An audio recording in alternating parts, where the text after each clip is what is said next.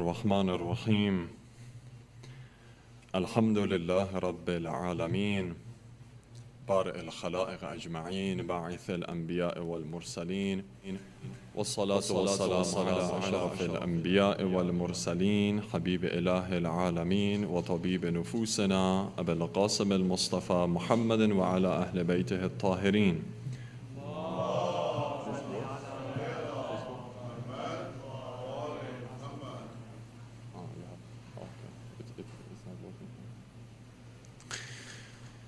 لا سيما بقية الله في الأرضين روحي وأرواح العالمين له الفداء واللعن الدائم على أعدائهم ومخالفيهم ومعانديهم أجمعين من الآن إلى قيام يوم الدين.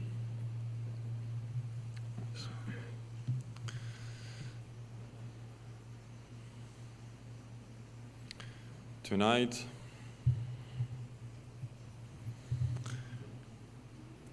is the night that we lost, unfortunately, the best of human beings after Prophet Muhammad sallallahu alayhi wa sallam. Recite the salawat, please. Allahumma salli ala Muhammadin.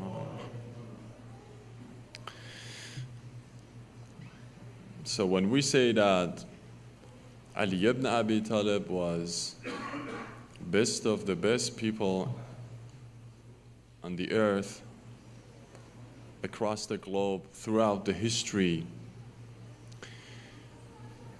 well, it means that he was that mediator between the humanity and Allah subhanahu wa ta'ala,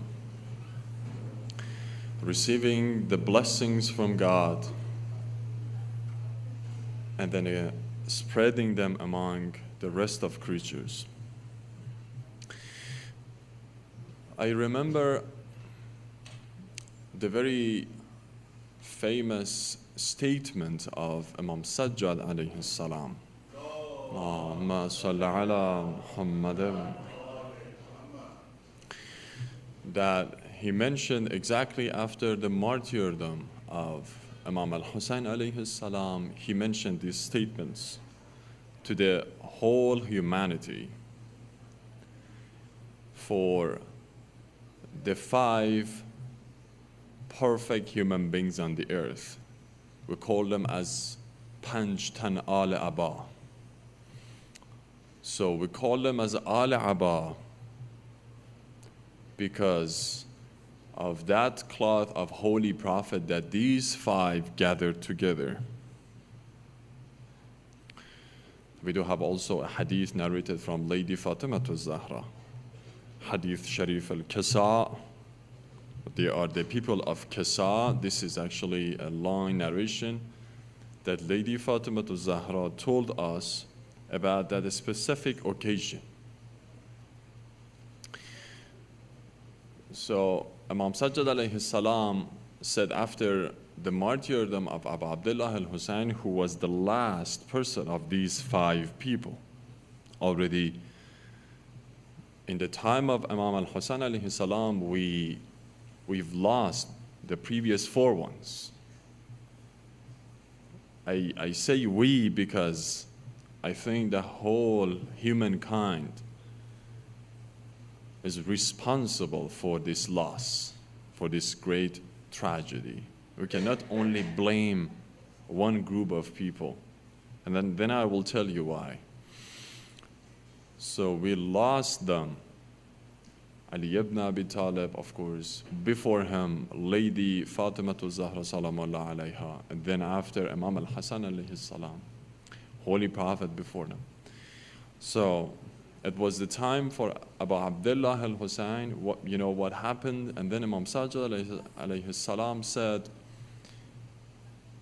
for the loftiness, for the bounties of Allah subhanahu wa ta'ala, for his already a specific look upon humanity, there was a door, just because of the presence of these 5, that now with the martyrdom of Abu Abdullah al-Hussein, this door has been closed forever. There was a special, we can say, extra door That Allah subhanahu wa ta'ala, only because of the presence of these five, opened it toward humanity. And then after the martyrdom of Abdullah al-Hussein, we lost it. Means that they are specific. Who is just telling us?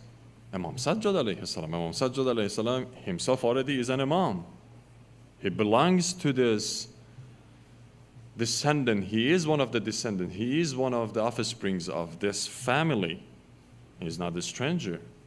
He's actually an imam. He's also very important. But then he knows that what was specific about these five, that I don't have it. Even I'm as the Ali ibn Hussein, I don't have that blessing.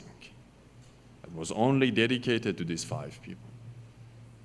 So now we're talking about Ali ibn Abi Talib, who has been also martyred, and then who was being killed after two important previous figures. Holy Prophet himself, and then Lady Fatima Salamullah alayha. So that is a great loss. I've talked about the value of Ali ibn Abi Talib for several nights. And then, in these specific occasions and nights that we are commemorating, and then we are gathering in order to remind ourselves of that tragedy. And then in these specific times that we assume and we presume that it was the final moments of the life of Ali ibn Abi Talib. So what mostly people do, what naturally people do when they are very close to their death. So of course, this has been also suggested in Islam that when you've been blessed to know that you're tired, that you're about to die, and then you know that this is a blessing, that already I know that I'm about to die. Sometimes we do have in our supplications that pray to Allah subhanahu wa ta'ala to refrain you from a sudden death. Al-Mawtul Faj'a. So we do have it. Means that, well, you're doing your business, you're just living your life, and then suddenly death will come through you, will just take hold of you. So we say in prayers, pray to God that something like this never happened to you. Means already before that, at least you prepare yourself, because now you're going to encounter God. Now you're going to confront God. Now you're going to see the angels of the death. So if you're prepared at least a little bit before that, it's much better. Then it makes much easier the conditions that you're going to see afterward. That is why in our supplication we say, okay, pray to God that, for example, accidents never happen to you. Because mentally speaking, you're not prepared. Psychologically speaking, you are not prepared. And then this is a fact. So this is a blessing. Then we come to those people that they already know what's going to happen. I mean, these people will know, then, like, for example, the way that I can see you face to face, they can see the future and they can understand what is going to happen next. Ali ibn Abi Talib was included as well among these people, so he could see whether Holy Prophet came to him and told him. Then I will tell you, even he knew that some couple of years before, that now my death is just coming closer to me, closer and closer. He could feel it based on the feelings. Sometimes we understand something based on our feelings, that something is just about to happen. I don't know, so because we are not that much spiritual, because our insight is not that much awake, so we cannot definitely and certainly say that, okay, this is going to happen to me, but then we feel it that something dangerous, for example, is going to happen to me or my family or one of my relatives. And then later it will turn out that, oh yes, of course, the same moment that I had this feeling, something happened to, for example, I don't know if you have gone through this feeling or not, but the normal people have the same feeling as well. This is not something very unusual, and this is not something very uncommon. So we will talk about it, but then what is important is to make a will as a preparation. That is why in different occasions, we do have a recommendation that make a will when you want to go for a long journey. I remember in my country, when I was a teenager, I still remember that. This is a perfect custom it was. People wanted to go to Mashhad from my city, Isfahan. So it was, and it is actually 14-hour drive by car. And then sometimes, because the system was old, a day or 2-day trip to reach Mashhad, stay there for at least a couple of weeks, and then returning to your homeland after almost 3 weeks. I remember that people would make a phone call to all the relatives saying that, okay, we say goodbye. Now here we bid farewell. We don't know whether we are going to come back or not. And every individual of their family. Just what? Because they wanted to go and do pilgrimage to Mashhad al-Rida alayhi salam, recite the salawat. Allahumma salli ala. Let alone going to Karbala, for example, another country. Let alone going, for example, all the way to Mecca. Of course, it was a custom and tradition that, well, I'm not sure that I will be given this more time to come back and to see you. So they made a will already. And then it was suggested, it has been even right now suggested for us as well. Because now there is no any accountability here. There is no any trust and confidence here that I will come back. We do have several occasions for making the will, one of which is when you're close to your death, and already you know that. Even if we do not do that, we do not know that, we do not recognize that, it is also good to make it, really. Then every day we just remind ourselves of the death. We don't know. Ali ibn Abi Talib alayhi salam did so much the same. So Ali ibn Abi Talib already knew. If you go and read Nahjul Balagha, Nahjul Balagha is of course a very intense book. Nahjul Balagha has been compiled in these 4 years, almost 5 years of the life of Ali ibn Abi Talib, who has been preoccupied by the wars and battles. He did not have that much chance to talk, to teach people, to educate people, to make people learn what they had to learn. He was busy with the wars, with the battles. But at the same time, he was not neglecting the basic teachings of the people that they have to learn and they have to be prepared. So the whole book, Sayyid Razi has compiled this book only for this. And then Sayyid Razi did not bring all the sermons and all the letters. And even those ones that he brought, just a part of the letter, just a part of the sermon. He did not mention it completely.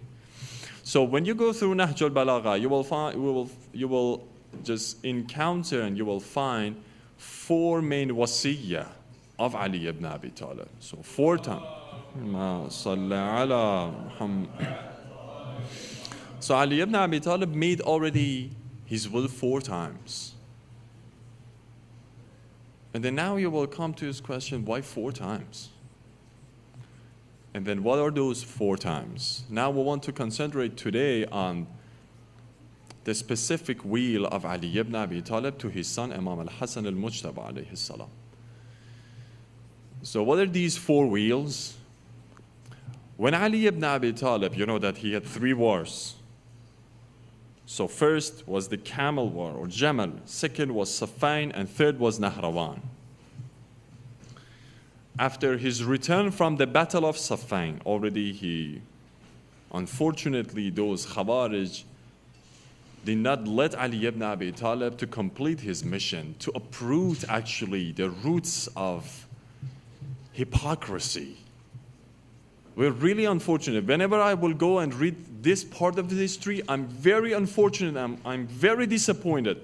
Malik Ashtar was only a step away to uproot these people, to just finish all about fitna forever. But then these people did not let Ali ibn Abi Talib to finish the job. They said, whether you will call Malik Ashtar to come back or we will keep you. 2,000 people already surrounded Ali ibn Abi Talib from among his own soldiers with their naked swords, already close to the neck of Ali ibn Abi Talib. He could not do anything. And then he told Malik Ashtar, if you want to see your Imam alive, come back. If not, stay. These illiterate people, this is, dear brothers and sisters, this is the problem. Always. Let me tell you this fact. Go and read the book of Shahid Mutahari about the time and life of Ali ibn Abi Talib. He says that the severe enemy, the most important enemy of Ali ibn Abi Talib was not Muawiyah. No, he just suffered basically from these illiterate, uneducated, ignorant people of his own soldiers. This is the most dangerous enemy that a person can suffer from. Yes, it's a fact. If the people of, there are different examples. We do have the example of Talut. So Talut in the tribe, in the time of after Prophet Musa, so they wanted to go and then have their fight against Jalut. Already they were 3, 4, 10 times more than Talut and then his army. رَبَّنَا أَفْرِغْ عَلَيْنَا صَبْرًا وَثَبِّتْ أَقْدَامَنَا وَانصُرْنَا عَلَى الْقَوْمِ الْكَافِرِينَ. So this is exactly the statement that we do in our Rabbana. This is actually the famous statement of those very minor people that they've been included in the army of Talut. They were minor people. They were very rare. I mean, when you just compare them to the number of the army of Jalut, you will find maybe they are 10 times less. But because they were connected, because they were interrelated, they were united so much, so they could easily just defeat the army of Jalut. That's it. Big mass doesn't matter. But then that united heart is actually very important, that we are so much like a connected chain that is inseparable. This is important. And then Ali ibn Abi Talib already has mentioned that I suffer from you more than the suffering from Muawiyah. This is actually a fact. So when he returned from Saffin, let's just go to the main talk. When Ali ibn Abi Talib returned from his unfortunately uncompleted task in the Battle of Saffin, he made his first will. He wrote a letter to Imam Al-Hasan alayhi salam that now I'm just returning from the battle, I will make this will. And then we want to read some phrases of this will. So we do have 2 different versions of the same will that Ali ibn Abi Talib did already in the year 37 when he returned from the Battle of Saffin. It has been mentioned that Shaykh Abbas al-Ghumi has mentioned it has just taken place, this will 20th of Jamadi al-Awwal in the 7. Ali ibn Abi Talib was martyred in the year 39, means 2 years before his martyrdom. So he already knew what is going to happen. He already knew that something is coming close to him. So he made a will. We do have 2 versions here of the same will, and then we do have also 2 statements of his will after his strike, after the strike of Ibn Muljam over his head. One for his property and then wealth and money and whatever he had, and one also for the whole humanity and mankind. So now I want to focus on his letter to Imam Al-Hasan alayhi salam as his own will, which is of course very important tonight. I think this is very basic for us to read at least some parts of this letter that has been stated in Nahj al-Balagha, and it is also famous among Shias as letter number 31 of Ali ibn Abi Talib to his son Imam Al-Hasan alayhi salam, that already through which he made his own will. We want to read over some lines of this will so that we would better understand the situation of Ali ibn Abi Talib. Recite the salawat, please. Allahumma salli ala Muhammad. So in the letter 31 to his son Imam Al-Hasan, he will start like this from a father now he is close to leave this world to the son that already he started. Irregardless of, I'm talking to Imam Al-Hassan alayhi salam, and then Hassan would be the next Imam to me. Already he has the knowledge of Imamah, and then he has inherited this knowledge from me. Irrespective of that aspect, he explained to Imam Al-Hassan like a normal dad making will to his son. From a father that he is about to departure from this world to his son that already he started. So this is very important. I mean, the context and the literature that Ali ibn Abi Talib started, his will is very important as well. And then he continues saying that وَجَدْتُكَ بَعْضِي بَلْ وَجَدْتُكَ كُلِّي حَتَّى كَأَنَّ شَيْئًا لَوْ أَصَابَكَ أَصَابَنِي. Unfortunately, there are some problems. There are some rumors and gossips about the relationship between Imam Al-Hassan alayhi salam and Ali ibn Abi Talib. Some people will say that there was a kind of problem between the two. They say Imam Al-Hassan alayhi, because of some hadith that we do have in this respect, that Ali ibn Abi Talib was critical a little bit about his own son, and Imam Al-Hassan was a little bit critical about his dad, Ali ibn Abi Talib, that, for example, you could confront Muawiyah in another way in these rumors and gossips. Then, but when you look at the way that these are their last and final statements of Ali ibn Abi Talib to his son, Imam Al-Hassan, look at the way that he is just communicating with his son. This is very important, how we communicate with our children.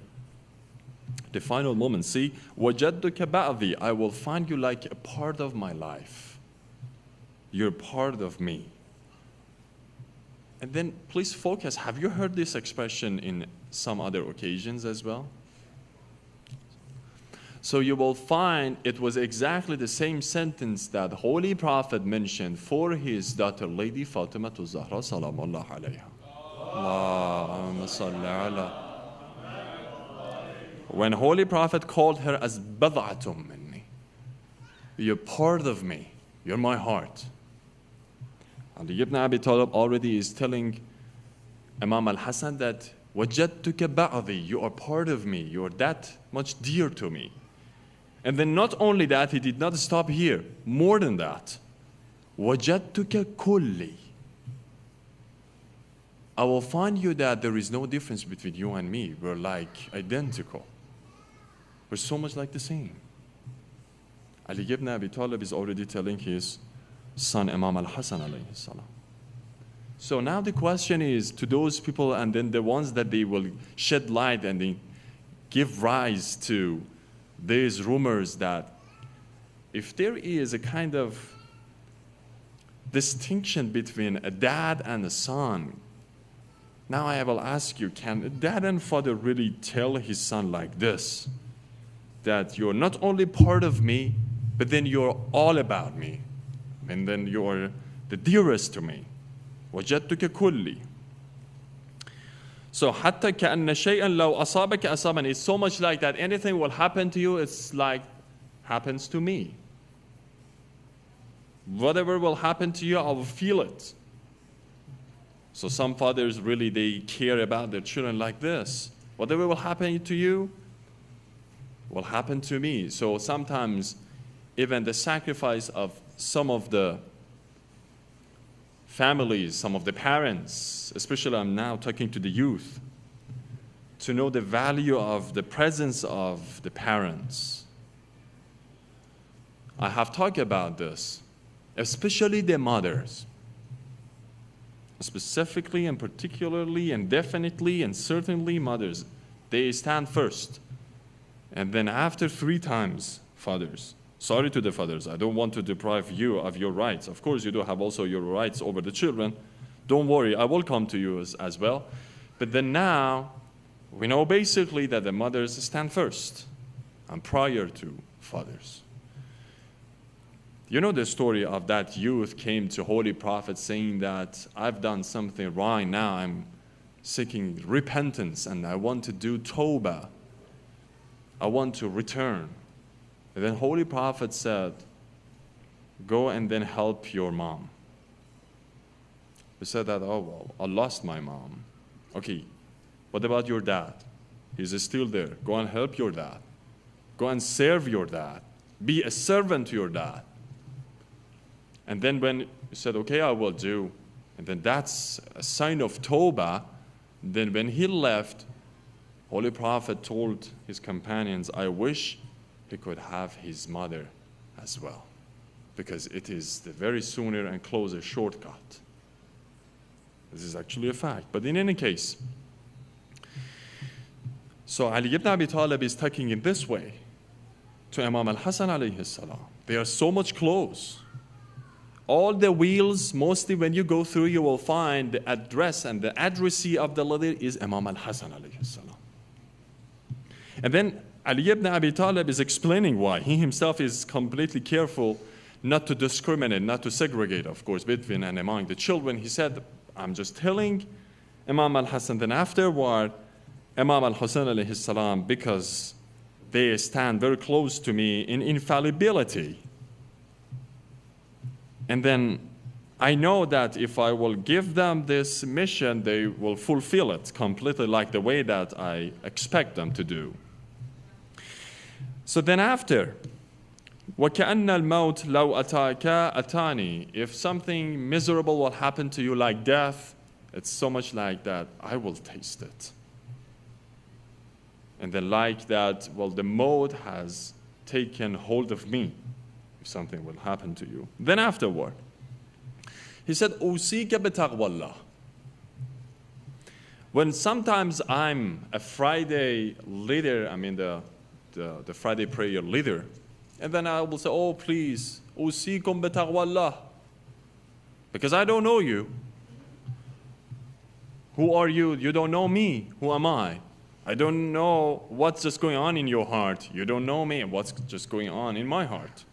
So I will say, أُوصِيكُمْ وَنَفْسِي بِتَقْوَى اللَّهِ.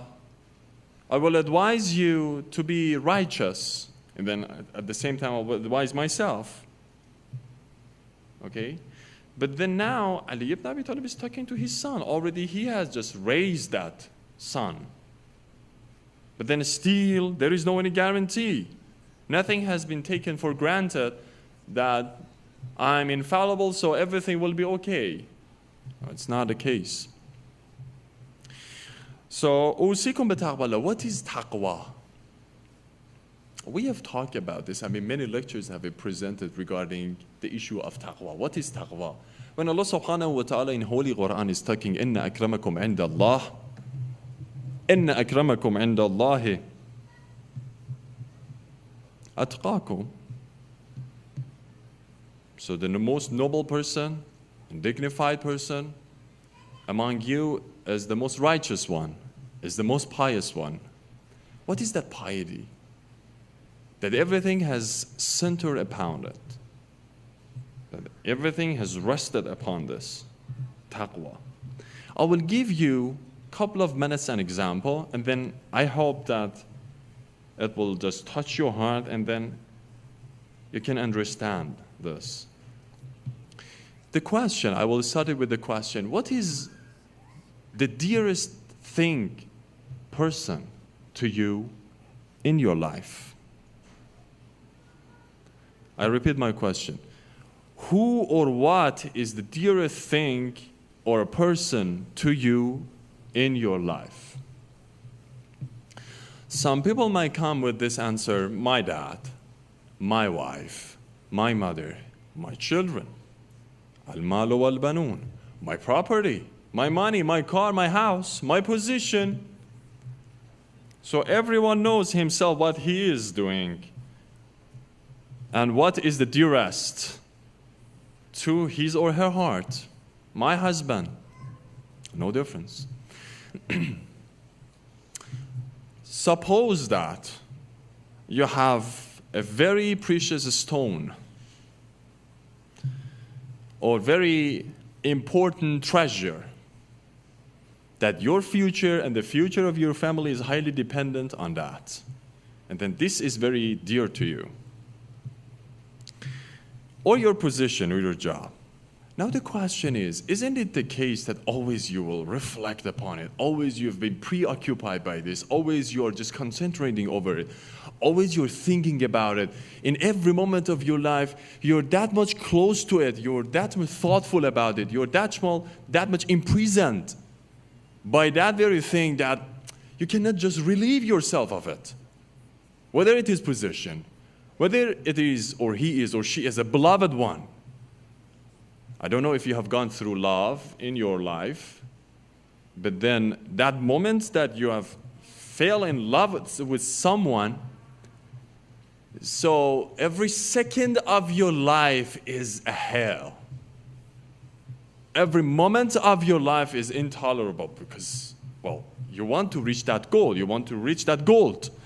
Now you're to be preoccupied by that love. Whether it is the love of Allah subhanahu wa ta'ala, I'm not always saying why when I say love, you will just, sometimes love will be built for Allah subhanahu wa ta'ala. But then for earthly love, just to make it understandable for you. Or, as I said, love for the money. Now I have, for example, millions of dollars in my account. Always I'm thinking what to do with this money. I cannot relieve myself. This is taqwa, brothers and sisters.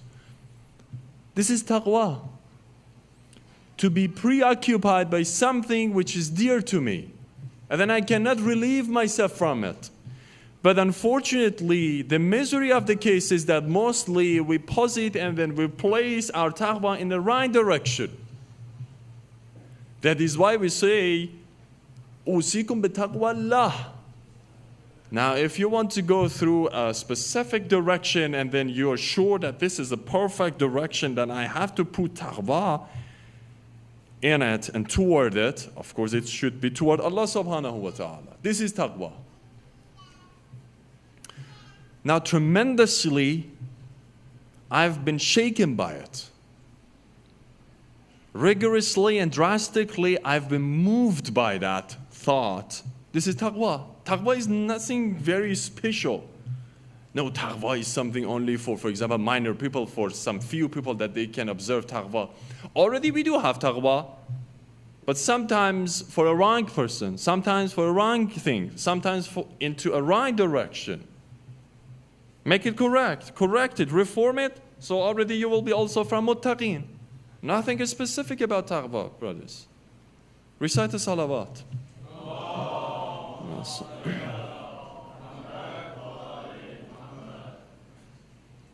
And then after that, أوصيكم بتقوى الله. أوصيك بتقوى الله. Now, Ali ibn Abi Talib is addressing his son, Imam al-Hasan, أوصيك بتقوى الله. Now, you got the concept of taqwa. وَعِمَارَةِ قَلْبِكَ بِذِكْرِهِ. Build and construct your heart by reminding Allah subhanahu wa ta'ala. حَاسِبُوا قَبْلَ أَن تُحَاسَبُوا. Take your actions into your account, calculate your account, then you know your receipt. Every day you will be given a receipt. Check this receipt every night before you go to your bed. What I have done today, I told a lie. Well, of course, optimistically speaking, I told only a lie, not lies. Then I rumored someone, I backbited someone. I also was jealous about the success of someone. A little bit, I could help someone, I didn't. And then at the same time, well, I listened to my mom's word. I went to mosque, I prayed on time, for example. So calculate them and then at the end of the day see which scale of this weight is heavier, which side of the scale is heavier. Good or bad? And then have this in your mind that من جاء بالحسنة فله عشر أمثالها ومن جاء بالسيئة فله. So whoever will come with a good deed, Allah subhanahu wa ta'ala will reward you 10 times more. Whoever will come with a sin and they will commit a sin, only one. And then unfortunately the case is for some of people like me, Even if Allah subhanahu wa ta'ala will give me these opportunities like this, I will give reward 10 times more. Still, that side of the scale of my sins are heavier. Very unfortunate. How many opportunities I need Allah subhanahu wa ta'ala will give me. Then after that, أحيي قلبك بالموعظة. Revive your heart with advice. I don't know what's just going on. Some of the youth nowadays, they are tired of the advice of the elders. أحيي قلبك بالموعظة. Revive your heart. Listen to the advice, the pieces of advice, the suggestions of the elders. Ali ibn Abi Talib once, even Imam Sadiq alayhi salam himself once told, Allahumma salli ala Muhammad, told Hisham ibn Hakam. Hisham ibn Hakam was one of the very young companions of Imam Sadiq alayhi salam among all the circle of the old companions. And then Imam Sadiq alayhi salam, okay, now you just teach the public. Ali ibn Abi Talib told sometimes his companions like Kumail, like others, go on the pulpit, start speaking. I want to listen to you. Should I just talk for some people like you that already, whatever I want to say, you know it? Then Ali ibn Abi Talib said, yes, I know. But then there is a benefit in hearing that you cannot find that benefit in speaking. Sometimes you need already what you know to be heard again. And then there is no problem for that. أحيي قلبك بالموعظة. And then we can talk about this a lot. And then وأمته بالزهادة وقوه باليقين. Fortify your heart with certainty. ونوره بالحكمة. And then shed light on your heart with wisdom. وذلله بذكر الموت. And humiliate your heart by reminding death. And then وَأَعْرِضْ عَلَيْهِ أَخْبَارَ الْمَاضِينَ. Remind yourself of the past nations, because then soon you will be a part of the past history. We will be history one day. Very quickly we will be a part of history. Then the people, the prospect will come and they will say, oh, someone or these people who used to 10 years ago gathered, and then they will see our pictures of today. Let's just very in reality speak. So they will see our pictures of today, and they'll say, oh, 10 years ago, for example, these people also, they were gathering and commemorating. Now, that day will be a part of the history, not anymore then. We wish we could, for example, do something more. This is a fact. Now let's go and then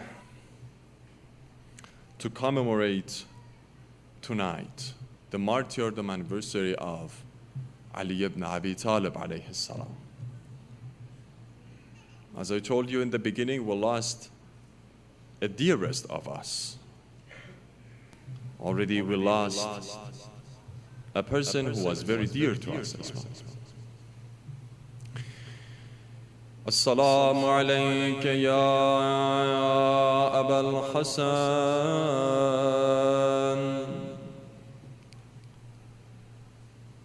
يا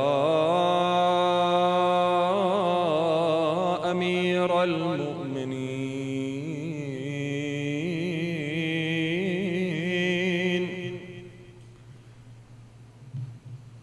وابن سيد الوصيين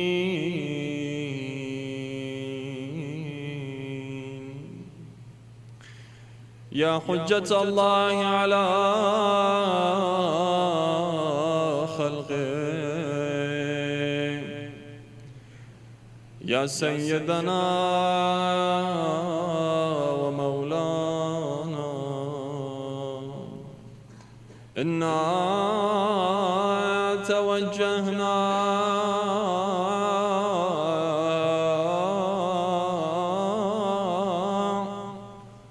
واستشفعنا وتوسلنا بك إلى الله وقدمناك بين يدي حاجاتنا.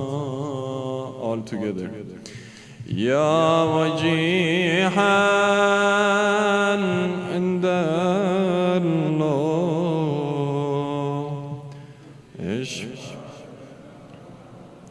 عند الله. يا وجيحا عند الله اشفع لنا عند الله. قتلوه وهو في محرابه، قتلوه وهو في محرابه طاول أحشاء عن ماء أو زاد.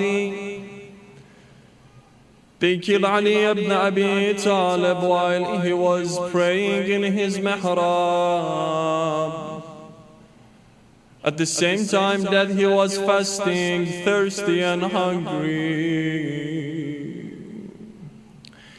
فبكته الإنس والجن معا، فبكته الإنس والجن معا وطيور الجو ما وحش البوادي. So this is not only human beings crying, weeping for Abu Abdullah al-Hussein, weeping for Ali ibn Abi Talib, weeping for Holy Prophet, but then also all ins, all people, all jinns all together. Not only that, the birds in the sky, the animals in the desert, all of them will cry for this tragedy tonight. وَبَكَاهُ الْمَلَأُ الْأَعْلَى دَمًا وَغَدَى جِبْرِيلَ بِالْوَيْلِ يُنَادِي. So not only the people on the earth, not only the animals, but even the angels in the sky tonight will cry for this tragedy of Ali ibn Abi Talib. And then tomorrow Jibreel will say, Wa wayla, wa musibata. He will say, Huddimat wallahi arkan al-huda.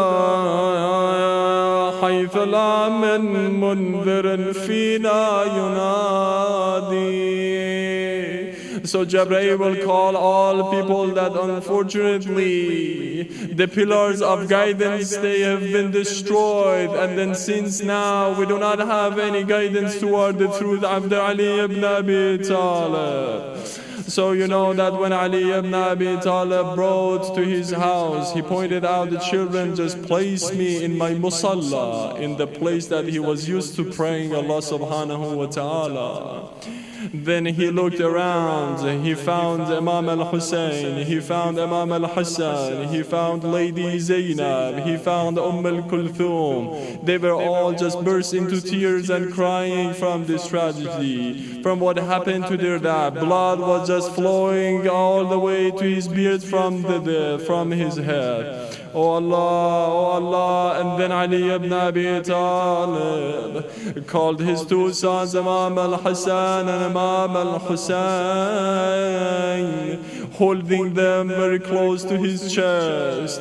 And then he looked to Imam Al-Hassan, started crying. He looked also to Imam Al-Hussein, again started crying. Now you may be asked, why Ali ibn Abi Talib started crying for Imam Al-Hassan and Imam Al-Hussein? Maybe because it was the last moment that he could see his children. No. He himself explained, oh Hassan, I will just see the day that they will poison you unjustly. Ali ibn Abi Talib is already in the pain by thinking about Imam Al-Hassan alayhi salam.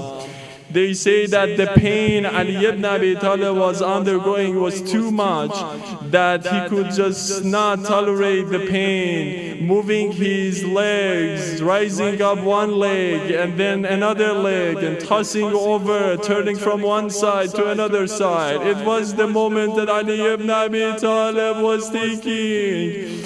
And then after that, Ali ibn Abi Talib saw Imam Al-Hussein, ila yawm ka yawmika ya Aba Abdullah. So Ali ibn Abi Talib said to his son Imam al-Hussein, I will see the day that these enemies of Islam, they will surround you, they will just slaughter your head like the way that people will slaughter the sheep from the back of the throat, and then your body, not only that, let me tell you more, not only that, let me tell you more, then your body will be trampled by the horses, even they are not kind toward your body. Ya Allah, Ya Allah, wa musibata. Ali ibn Abi Talib is telling all these statements to Abu Abdullah al-Husayn while crying. And then not only that, even your head is to be paraded from a city to another city, and then people will assume that this is the head of enemy of Islam. Ya Allah, Ya Allah, wa musibata. And then I wish it was only that, not only that, even the women of the household of Rasulullah, they are to be humiliated, they are to be taken as captives. Lady Zainab Salamullah alayha, Lady Ruqayya, only 3-year-old daughter of Abu Abdullah al-Husayn. Ya Allah, Ya Allah, Ya Musibata, what happened? And then when Ali ibn Abi Talib told all this, Lady Zainab Salamullah alayha came toward her dad, and then she said while crying, I've heard also the story you mentioned from Ayman. Tell me, my father, what will happen to me in the desert of Karbala? Then here they mentioned that Ali ibn Abi Talib, while in pain, started to just screaming and then crying loudly, so much so that every person could hear his voice. La ilaha illallah, Lady Zainab Salamullah alayha. I'm very regretful not to be present in the day of Ashura. And they mentioned that even Abu al-Fadl al-Abbas threw himself over the feet of Ali ibn Abi Talib. When Ali ibn Abi Talib saw Abu al-Fadl al-Abbas, called him toward his own chest, and then he took the hands of Abu al-Fadl al-Abbas. So he started just kissing the hands of Abu al-Fadl al-Abbas. These hands are to be sacrificed for my Hussein. All together, Ya Hussein, Ya Hussein, Ya Hussein. Ala la'natullah ala al-qawm al-zalimin. وسيعلم الذين ظلموا أي منقلب ينقلبون والعاقبة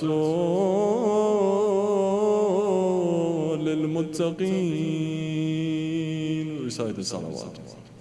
Allahumma salli ala Muhammad. Well, already